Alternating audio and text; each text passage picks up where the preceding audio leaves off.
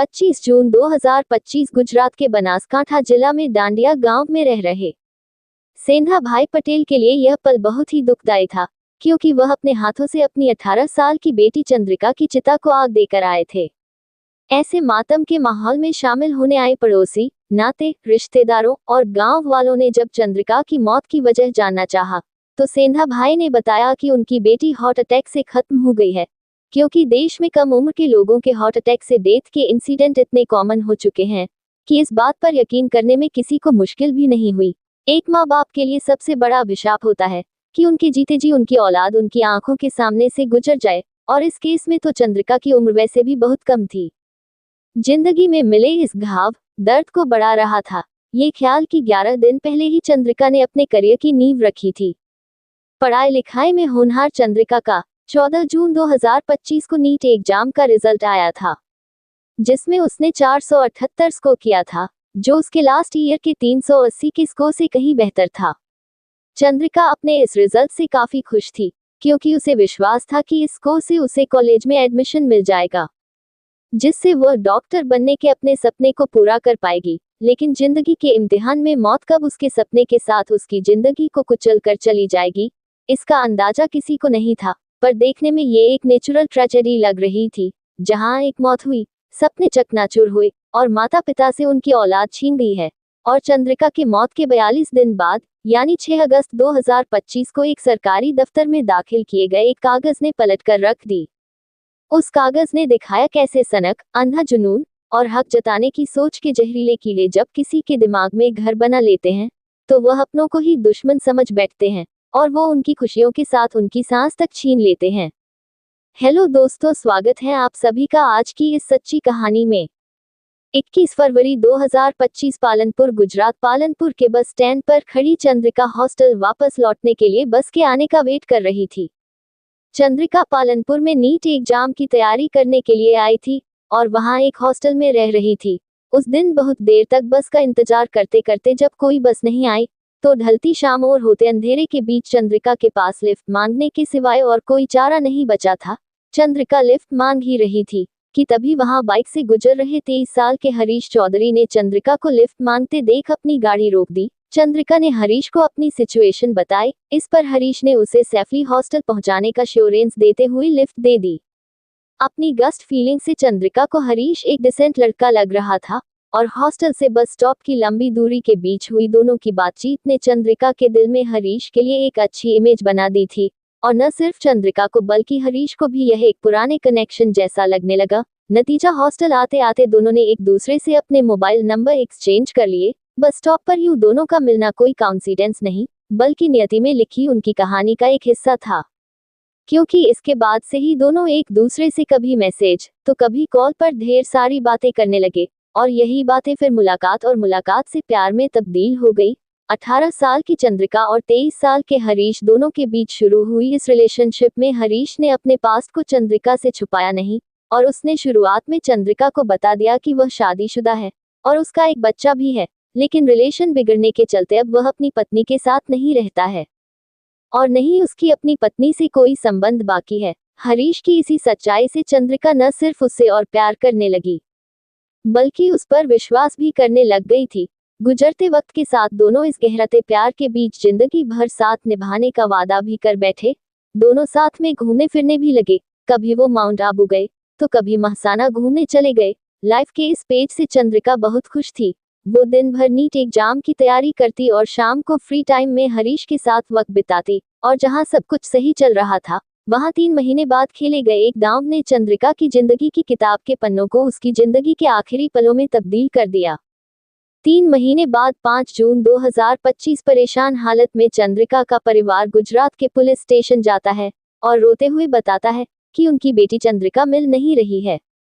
जैसे तैसे खुद को संभालते हुए चंद्रिका के पिता बताते हैं कि 1 महीने पहले नीट एग्जाम देने आई थी, और तब से वह अपने घर पर ही रुकी हुई थी, और कल यानी 4 जून 2025 को वो घर के काम से बाहर तो गई थी, और तब से वापस नहीं लौटी है। चंद्रिका का फोन भी नहीं लग रहा है, और दोस्त नाते रिश्तेदारों को भी चंद्रिका की कोई खबर नहीं है। घर के आसपास के इलाके, मार्केट और जहां जहां चंद्रिका जा सकती है, वो हर उन जगहों पर भी ढूंढ चुके हैं, पर चंद्रिका का कोई सुराग नहीं मिला है। किडनैपिंग की आशंका से पुलिस ने तुरंत मिसिंग केस दर्ज किया और चंद्रिका का फोन सर्विलांस पर लगाकर उसकी खोज करना शुरू कर दिया। पुलिस की फुर्ती का उन्हें फायदा भी मिला और 2 दिन बाद 6 जून 2025 को चंद्रिका की लोकेशन गुजरात के अहमदाबाद में दिखने लगी।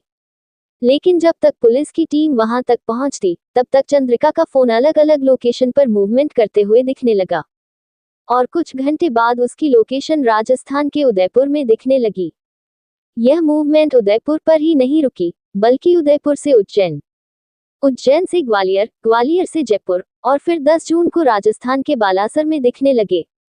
इसके बाद चंद्रिका की लोकेशन में मूवमेंट होना बंद हो गया, इसलिए 12 जून की रात 10 बजे ब्लैक स्कॉर्पियो से पुलिस की 2 टीमें चंद्रिका के भाई हीरा भाई के साथ बालासर रिजॉर्ट पहुंच गई, जहां रिसोर्ट के एक रूम में पुलिस को चंद्रिका के साथ हरीश मिल गया।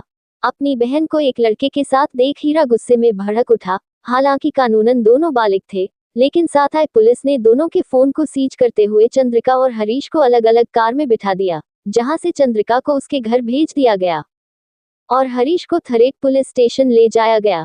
डेंगा ट्राई स्टेट गुजरात में अल्कोहल के बिना परमिट कंजेक्शन पोजीशन और सेल पर बैन है और इसी नियम को तोड़ने के चलते हरीश पर काफी पहले एक केस दर्ज हुआ था, जो पुलिस को पुराने रिकॉर्ड खंगालने में मिल गया और इसी पुराने प्राइवेट लीगल केस के बेसिस पर उन्होंने उसे जेल में डाल दिया। अगले दिन 13 जून 2025 को पुलिस के सामने चंद्रिका ने स्टेटमेंट दिया कि वह अपनी फैमिली के साथ रहना चाहती है, न कि हरीश के साथ, और इसी स्टेटमेंट को रिकॉर्ड कर पुलिस ने केस को बंद कर दिया। केस की फाइल को जितनी शांति से बंद किया गया था, उसी जगह से एक ऐसा तूफान उठने वाला था जो कई जिंदगी तबाह करने जा रहा था। 21 जून 2025 को हरीश ने वेल पर आते ही अपने लॉयर की मदद से हाई कोर्ट में फाइल की। रिलेटेड करता है कि किसी भी इंसान की पर्सनल लिबर्टी बिना कानूनी वजह के नहीं छीनी जा सकती। आसान भाषा में समझे तो हिविश कॉर्प्स एक ऐसा कोर्ट का हुक्म है जो पुलिस से किसी भी अथॉरिटी से कहता है कि अगर तुमने किसी को रोककर या कैद कर रखा है तो उसे सामने लेकर आओ और सबूत दो कि तुमने ऐसा लीगली कर रखा है। अगर तुम वैलिड वजह नहीं दे पाए तो तुम्हें उसको तुरंत रिहा करना होगा। कोर्ट ने पेटिशन अप्रूव करते हुए 27 जून की हियरिंग फिक्स की, जिसमें पटेल परिवार को चंद्रिका के साथ कोर्ट में पेश होना था।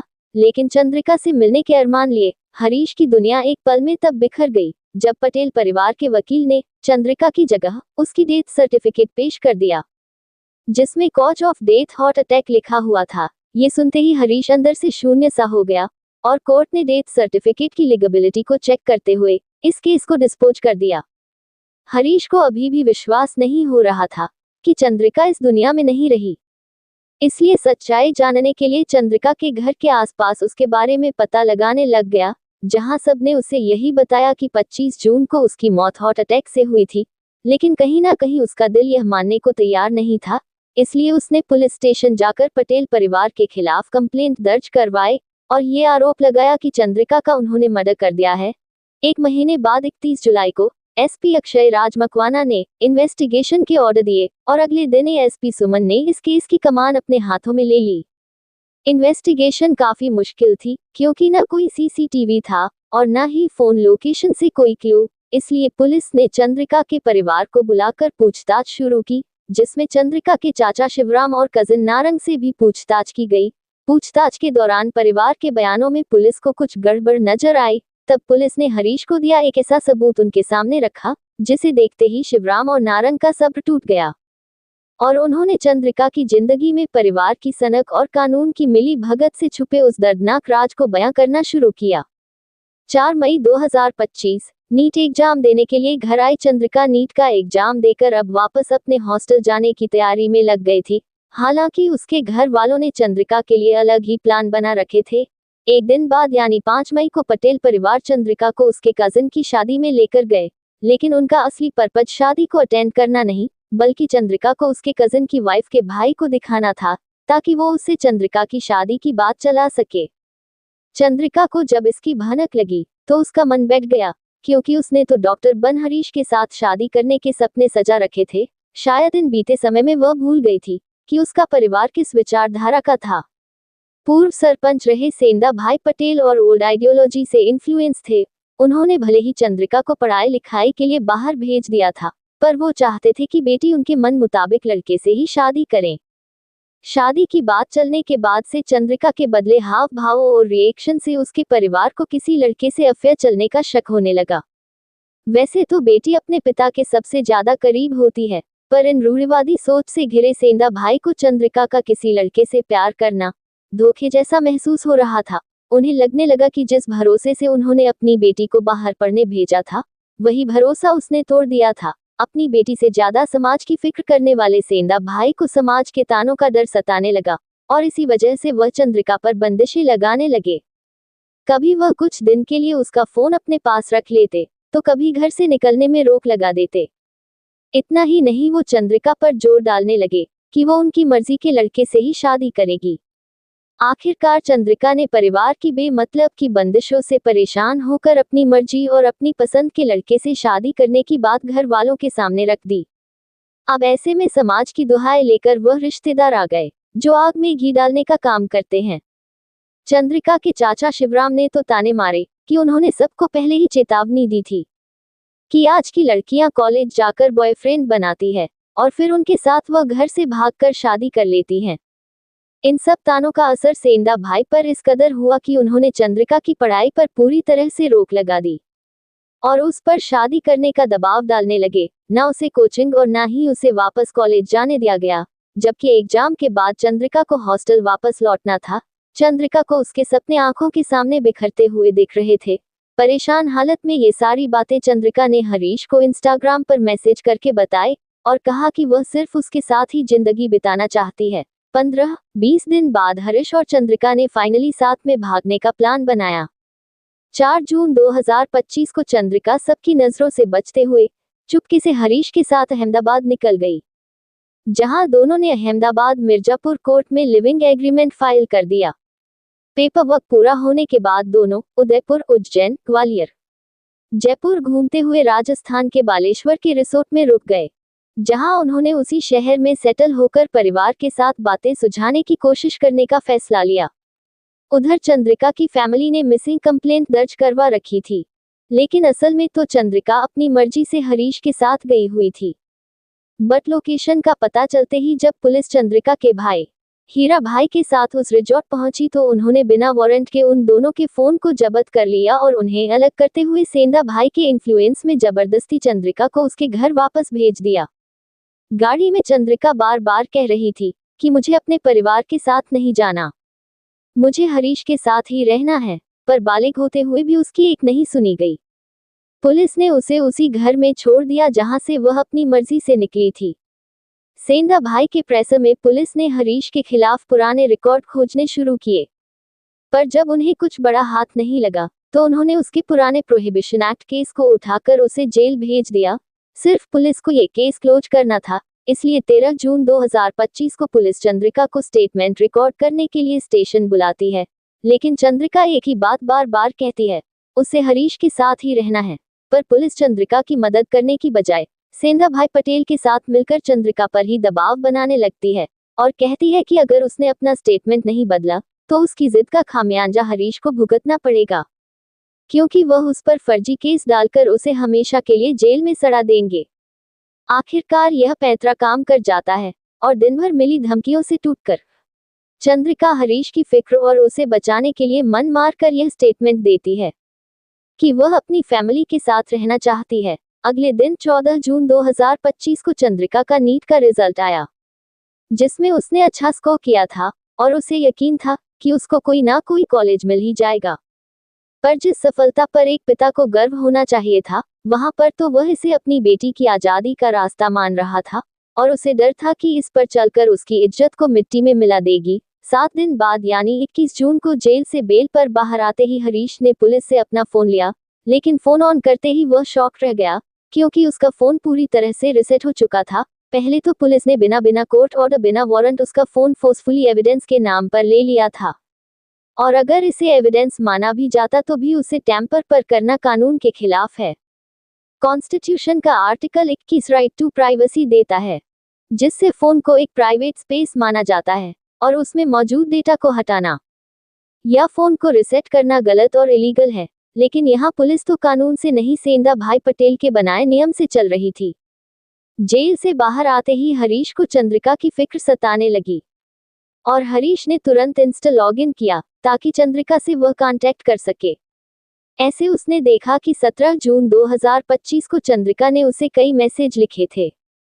चंद्रिका ने लिखा था कि उसके घरवाले उसकी मर्जी के खिलाफ जाकर उसकी शादी करवाने के लिए फोर्स कर रहे हैं, पर वह सिर्फ उससे ही शादी करना चाहती है और वह चाहती है कि हरीश उसे यहाँ से ले जाए, और अगर वह परिवार के अकॉर्डिंग शादी नहीं करेगी तो उसके घर वाले उसे मार डालेंगे।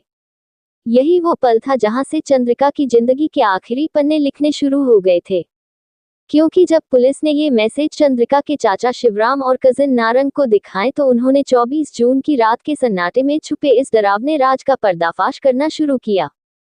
24 जून 2025 को पुलिस सेंधा भाई पटेल को एवेसिस कार्पियस की नोटिस देने आई थी, जिसमें उसे अपनी बेटी चंद्रिका को 3 दिन बाद यानी 27 जून को कोर्ट में पेश करना था।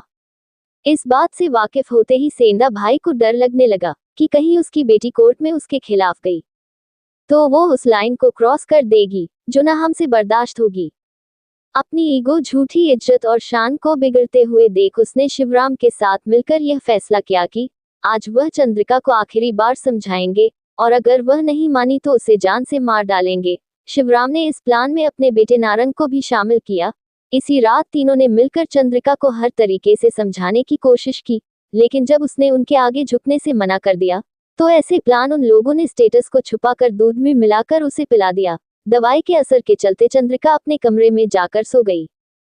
जब रात में परिवार के बाकी लोग सो रहे थे तो करीबन 1:30 बजे सेंधा भाई और शिवराम चंद्रिका के कमरे में दाखिल हुए और फिर चंद्रिका को गहरी नींद में सोता हुआ देख सेंधा भाई ने अपने हाथों से अपनी बेटी का बेदर्दी से गला घोट दिया।